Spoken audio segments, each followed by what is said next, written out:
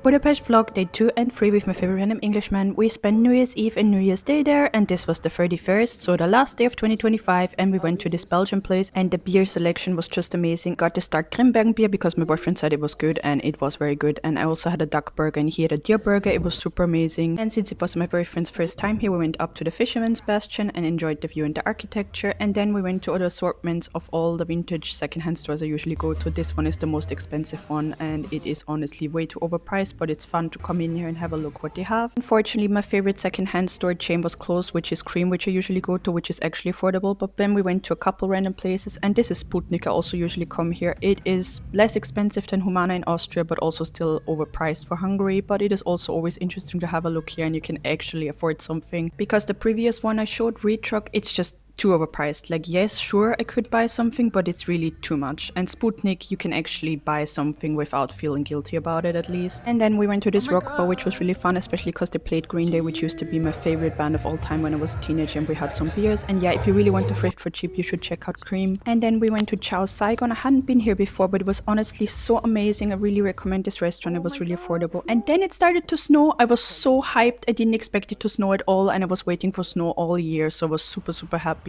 and I really enjoyed it so much. Look at all that. And now I want to recommend you my favorite bar of all time I've ever been to. It's called the Calgary Bar, and I hadn't been there until that night, and I had such a good time. There's a cat and a dog, and it's owned by a grandma, and it's the most coziest place ever. She only speaks Hungarian, but you will be able to wiggle your way around it.